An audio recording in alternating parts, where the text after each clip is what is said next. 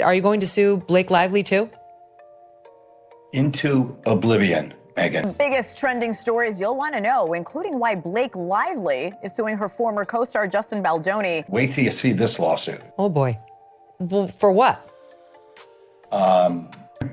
Moments ago, Blake Lively suing her former co-star. What do we know? I'm just going to tell you, you're going to have to wait and see. It's coming up soon. But it's all going to be based on evidence. Nothing was copacetic on set. Right. Blake Lively did not get along with her co-star and director, Justin Baldoni. The drama behind It Ends With Us is messier than anyone expected. Ryan Reynolds stirred the pot with a joke in Deadpool 3 that mocked Blake Lively's serious allegations against Justin Baldoni, turning heads for all the wrong reasons. Like everybody on the screen just like pops, and She put people out, but now she is actually suing him and naming Sony Pictures because the claims are his members' genitalia. He talked about his porn addiction. He talked about Blake's weight, how much she weighed so that I could get in shape to pick her up. People nude pictures of women.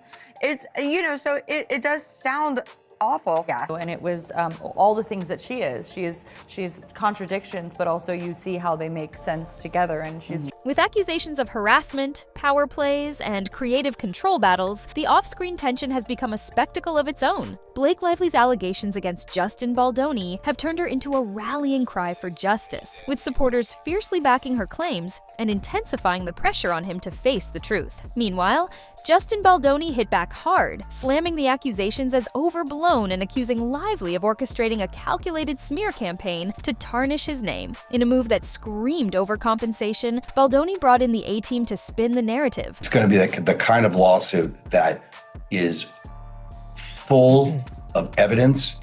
But their aggressive tactics only poured gasoline on the fire. Instead of calming the chaos, it left everyone wondering, was he fighting to clear his name or desperately trying to dodge the truth? Lively's fans call her accusations a bold move to expose Hollywood's dark side, while Baldoni's supporters argue it's too soon to take sides. The drama hasn't just rocked their reputations, it's cast a heavy shadow over It Ends With Us. Power struggles, gender battles, and courtroom drama are just the beginning.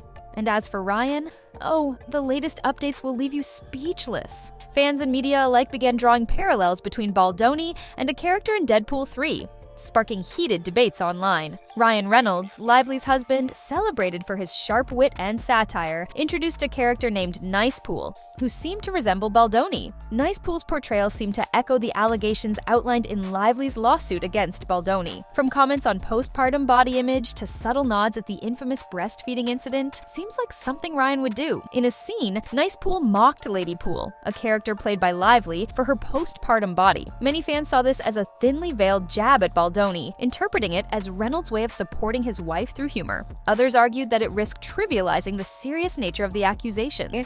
There were groups kind of formed on set then during the promotion and marketing of the film because she says she was sexually harassed, causing her severe emotional distress.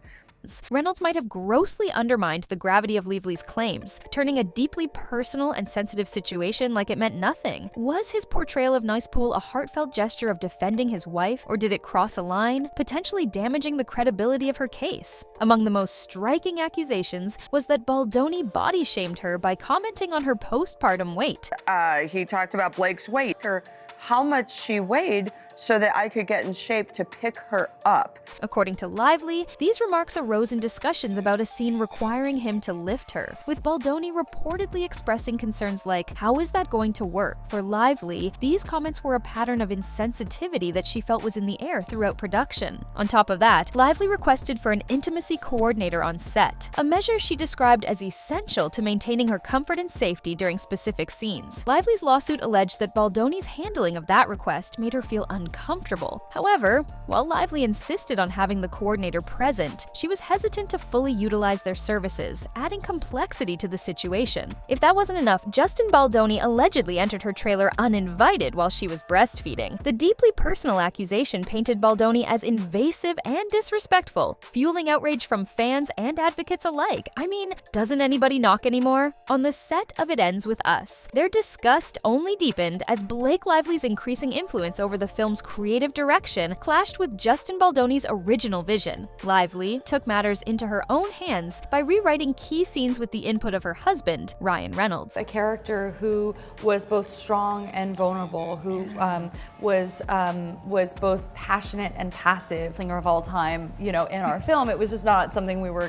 You don't see movies like this anymore, where you get to see like special experience, and it has such high production value. That's a moment that was very important to me for Lily's journey, because there's something that happens in her life that sort of changes her about what her future is going to be. And as she's considered, this move further sidelined Baldoni and her additional roles as costume designer and, during the industry strikes, de facto director and editor, underscored her determination to steer the film in a direction she deemed fit. The friction reached a boiling point when Lively allegedly requested that Baldoni be excluded from promotional tours. In the same room with each other, Blake kind of was like, a lot of people did not like Blake during this marketing, though, because sparking rumors of irreparable strain between the two stars. This division carried over to the film's premiere, where insane measures were taken to keep the two leads apart. Baldoni and his guests were assigned to a separate theater and relegated to a basement area during the event. Was put in the basement on the premiere of his own movie per Blake's demands. On what, could have been one of the most beautiful nights of my life career-wise, I literally was sent to the basement with all my friends and family for over an hour because I wasn't allowed to be seen. She didn't want me anywhere near her or the rest of the cast. So they ushered me off the carpet and they sent us down to the basement. We were down there together, my friends and family, the people that love me the most, and we start laughing. An arrangement that, to many, symbolized the fractured relationship and set the tone for the ongoing drama surrounding the project. Ryan Reynolds' satirical portrayal in Deadpool 3 has introduced a complex layer of legal challenges. Baldoni's legal team planned to use scenes from Deadpool 3 as evidence to suggest that the parody undermines Lively's accusations, framing her case as exaggerated and less credible. Wait till you see this lawsuit. Full of evidence, admissions, documents which prove exactly what she did and how she bullied her way through the process to take over the movie. it worked so well in the trailer that I was like, we gotta put this in the movie. Baldoni's lawyers contend that Reynolds' satirical approach has blurred the lines between fiction and reality, potentially influencing public opinion in Baldoni's favor. They assert that the film's humorous lens not only mocks the allegations, but could also serve to discredit Lively's perspective in the eyes of a jury. Critics of the parody have echoed these concerns, questioning whether Reynolds' actions unintentionally weakened the case. While some fans defended his humor as a form of support for his wife, others argued that the inclusion of such personal and sensitive issues in a mainstream blockbuster was dumb as hell.